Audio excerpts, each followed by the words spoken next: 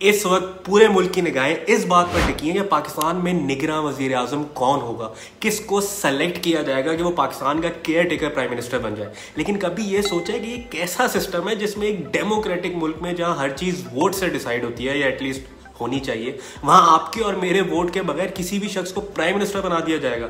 यानी एक अनइलेक्टेड शख्स एक डेमोक्रेटिक मुल्क को चलाएगा। पाकिस्तान एक इंतहाई मुनफरिद मुल्क है और वो इसलिए जो कुछ यहाँ देखने को मिलता है वो दुनिया में शायद ही कहीं और नजर आए, और इन्हीं मुनफरिद चीजों में से एक है केयर टेकर गवर्नमेंट। अब ये केयर टेकर सेटअप क्या होता है, कैसे डिसाइड होता है, क्यों है ये हमारे आइन में, इसको समझने के लिए ज्यादा परेशान होने की जरूरत नहीं है। बस पूरी वीडियो देखें, 5 मिनट में आपको सब समझ आ जाएगा। बात कुछ यूं है कि एक हुकूमत ने अपना वक्त खत्म होने पर चले जाना है और एक नई गवर्नमेंट ने इलेक्शन जीत के आ जाना है। अब इसके दरमियान वाले टाइम में मुल्क को बेयार और मददगार तो छोड़ा नहीं जा सकता ना, किसी को तो ये मुल्क चलाना है, और यहीं पर एंट्री होती है केयर टेकर प्राइम मिनिस्टर की। कॉन्स्टिट्यूशन में 20th अमेंडमेंट के बाद आर्टिकल 224A में यह तय पाया गया कि हुकूमत की मुद्दत खत्म होने से पहले प्राइम मिनिस्टर और नेशनल असेंबली के लीडर ऑफ द ऑपोजिशन आपस में बैठकर ये डिसाइड करेंगे कि केयर टेकर प्राइम मिनिस्टर कौन होगा। अगर वो आपस में डिसाइड ना कर पाए तो ये मामला एक पार्लियामेंट्री कमेटी के पास चला जाएगा, जिसमें गवर्नमेंट और ऑपोजिशन से इक्वल नंबर ऑफ मेंबर्स होंगे। मतलब अगर 3 शख्स इस कमेटी में गवर्नमेंट की तरफ से हैं तो 3 लोग ऑपोजिशन से होंगे।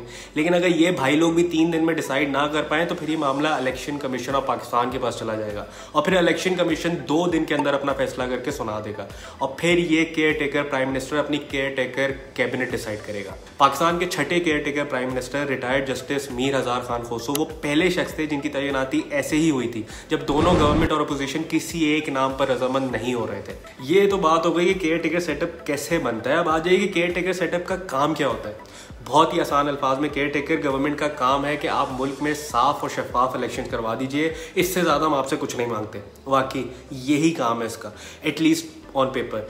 केयर टेकर ने मुल्क के डे टू डे मामला चलाने, बस या अगर कोई अर्जेंट मैटर आ जाए, इसके अलावा उसका full focus free and fair elections पर होना चाहिए। ना वो कोई मेजर प्रोजेक्ट स्टार्ट कर सकती है, ना फॉरेन ट्रीटी साइन कर सकती है, वगैरह वगैरह। पीपल्स पार्टी की हुकूमत के बाद जो केयर टेकर सेटअप आया था उसने बहुत सी ट्रांसफर्स, अपॉइंटमेंट्स और पोस्टिंग की थी, जिसे सुप्रीम कोर्ट में ख्वाजा आसिफ ने चैलेंज कर दिया था। और 6 जून 2013 को सुप्रीम कोर्ट ने केयर टेकर गवर्नमेंट की तरफ से किए जाने वाले सारे अपॉइंटमेंट, ट्रांसफर, पोस्टिंग सबको नल एंड वॉइड करार दे दिया था कि ये हुकूमत शायद जज्बात में ज्यादा ही बह गई है, आप सिर्फ केयर टेकर है, इससे ज्यादा कुछ भी नहीं। लेकिन सुप्रीम कोर्ट ने साथ में ये भी कहा था कि केयर टेकर गवर्नमेंट के पास कोई प्रॉपर गाइडलाइन भी तो नहीं है कि वो एग्जैक्टली क्या कर सकती है और क्या नहीं। बहरहाल रूल्स के मुताबिक जो भी केयर टेकर सेटअप का हिस्सा बनेगा वो और उसके घर वाले, मतलब कि शौहर, बेगम, बच्चे समेत कोई इलेक्शंस नहीं लड़ सकता, ऑब्वियसली, ताकि वो इलेक्शन में अपने फायदे के लिए कोई हेरा फेरी ना कर सके। और साथ ही ये लोग, चाहे वो प्राइम मिनिस्टर हो, प्रेसिडेंट हो, चीफ मिनिस्टर हो या गवर्नर हो, किसी इलेक्शन कैंपेन का हिस्सा नहीं बन सकते। आपको चार्टर ऑफ डेमोक्रेसी तो याद होगा जो नवाज शरीफ और बेनजीर भुट्टो के दरमियान साइन हुआ था। उसके सेक्शन 31 में ये तय पाया था कि केयर टेकर सेटअप होना चाहिए, लेकिन बिल्कुल न्यूट्रल वाला। और आखिर में बात कर लेते हैं कि क्या केयर टेकर सेटअप होना भी चाहिए या नहीं। 1973 में जब पाकिस्तान का आइन लिखा जा रहा था तो केयर टेकर सेटअप का उसमें कोई जिक्र नहीं किया गया था। ये शोशा छोड़ा था मिलिट्री डिक्टेटर ज़ियाउल हक ने, जिन्होंने 1985 में RCO के तहत ये सिस्टम आइन में डाला। तब से लेकर आज तक कोई 7 केयर टेकर प्राइम मिनिस्टर आ चुके हैं, लेकिन 2-3 को छोड़कर सब पर ही एतराज उठाए गए हैं कि ये बंदा न्यूट्रल नहीं है।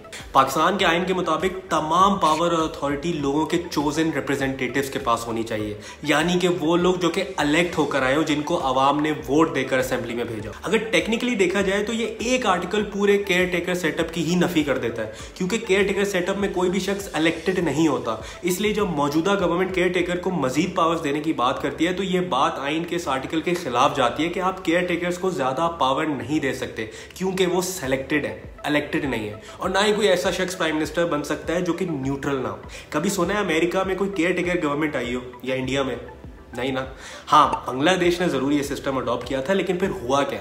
बांग्लादेश ने केयर टेकर गवर्नमेंट को आइन का हिस्सा बनाया, जो कि न्यूट्रल रहने के बजाय वहां की आर्मी की पपेट बन गई और 2 साल तक इक्तिदार में रही, और बहुत ही मुश्किल से केयर टेकर सेटअप से फिर इलेक्शंस करवाकर उससे जान छुड़वाई, जिसके बाद कॉन्स्टिट्यूशन में अमेंडमेंट करके बांग्लादेश में केयर टेकर सेटअप को ही खत्म कर दिया गया। इसी तरह इंडिया में जिस दिन इलेक्शन कमीशन इलेक्शन का स्केड्यूल अनाउंस करता है, उस दिन से लेकर अगली गवर्नमेंट के हल्फ उठाने तक पूरे मुल्क में एक मॉडल कोड ऑफ कंडक्ट लागू कर दिया जाता है। ये कोड ऑफ कंडक्ट एक बाकायदा गाइडलाइन है कि गवर्नमेंट इस दौरान क्या क्या कर सकती है, क्या नहीं, कैंपेन में क्या बोल सकती है और क्या नहीं। ऐसा नहीं है कि मोदी हट जाएगा और कोई नया इंटरिम प्राइम मिनिस्टर आ जाएगा जो कि इलेक्शन करवाएगा। मोदी के अंदर ही इलेक्शन होंगे, लेकिन एक स्ट्रिक्ट कोड ऑफ कंडक्ट के तहत, जिस पर किसी को भी एतराज ना हो। पाकिस्तान में इस बात की अशद जरूरत है कि इदारों को खुद मुख्तार बनाया जाए, इलेक्शन कमीशन को एम्पावर किया जाए और पॉलिटिशियंस के दरमियान का ये ट्रस्ट डेफिसिट खत्म हो और स्ट्रिक्ट रूल्स और रेगुलेशंस बनाए जाए ताकि किसी केयर टेकर की जरूरत ही ना हो। क्योंकि केयर टेकर का एक्सपीरियंस कुछ अच्छा नहीं रहा पाकिस्तान में। और न्यूट्रलिटी सुनने में अच्छा लगता है, लेकिन हकीकत में फुली न्यूट्रल हुकूमत आना बहुत मुश्किल है, क्योंकि जो कोई भी आएगा हर शख्स का कोई ना कोई पॉलिटिकल इंक्लिनेशन या पसंदीदगी तो होती ही है। और अगर केयर टेकर सेटअप रखना ही है तो फुली डिफाइंड रोल्स हो कि केयर टेकर सेटअप एग्जैक्टली क्या कर सकता है और क्या नहीं, ताकि किसी को भी कोई एतराज ना हो। आपको क्या लगता है, पाकिस्तान में केयर टेकर सेटअप चल सकता है या नहीं है, इसकी जगह कोई और सिस्टम आना चाहिए? कमेंट्स में जरूर बताइएगा। इस चैनल को सब्सक्राइब करना ना भूलिएगा। बहुत शुक्रिया।